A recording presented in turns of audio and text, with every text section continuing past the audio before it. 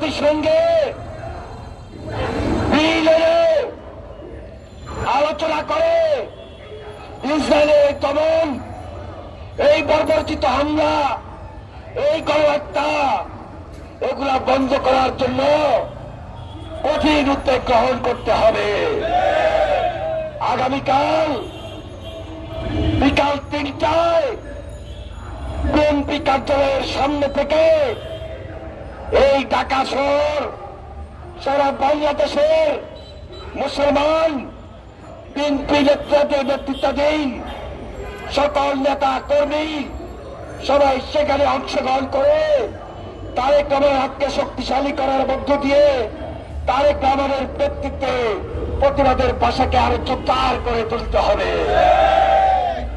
আমরা চাই একটা শান্তিপূর্ণ রাষ্ট্র, আমরা চাই একটা শান্তিপূর্ণ পৃথিবী যেখানে মুসলিম উম্মার একটা অবস্থান, একটা শক্ত সিদ্ধান্ত, শক্ত প্রতিবাদের ভাষা এমনভাবে অব্যাহত থাকবে যার মধ্য দিয়ে এই দুনিয়াতে হানাহানি, রাজধানী, অত্যাচার, নির্যাতন, গণহত্যা সবকিছু একযোগে বন্ধ হয়ে আমরা যেভাবে একটা গণতান্ত্রিক দেশে আজকে জোরালোভাবে দাবি তুলেছি, হাসিনা যেভাবে আগ্রাসনের মাধ্যমে ভারতীয় শাসনের মধ্য দিয়ে আমাদের মুখকে বন্ধ করে দিয়েছিল, আমাদের বাক্যকে বন্ধ করে দিয়েছিল, আমাদের মতামতকে বন্ধ করে দিয়েছিল, আমাদের দেশের উপর অত্যাচার নির্যাতন করে আমাদেরকে রুখে দিতে চেয়েছিল, আমাদের গণতন্ত্রকে ধ্বংস করে দিয়েছিল।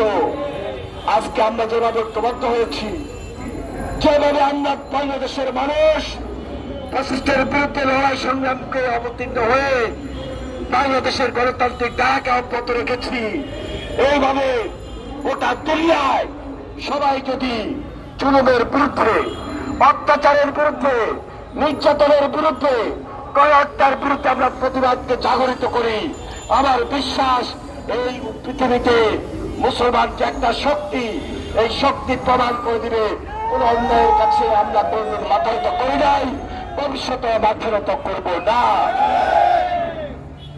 আজকে যারা উপস্থিত হয়েছেন আপনারা ওলামায়ে মাশায়েখ বৃন্দ, মহান আল্লাহ তাআলার কাছে দোয়া প্রার্থনা করুন যারা মহান আল্লাহ তাআলা অবিলম্বে সমস্ত হত্যাযজ্ঞ বন্ধ করে দেওয়ার ব্যবস্থা দেন। আমাদের প্রতিবাদের ভাষা অব্যাহত থাকবে যতক্ষণ পর্যন্ত এই মাসুম বাচ্চারা, এই নারী, এই পুরুষ নির্যাতনের হাত থেকে রক্ষা না পাবেন।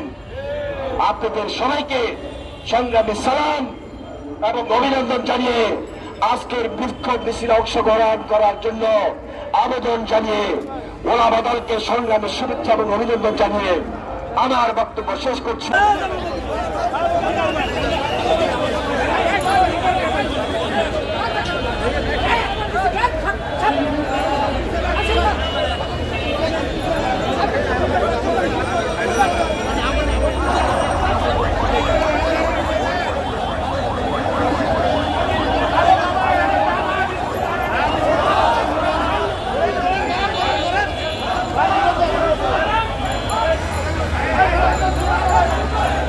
সবাই ঘুরান।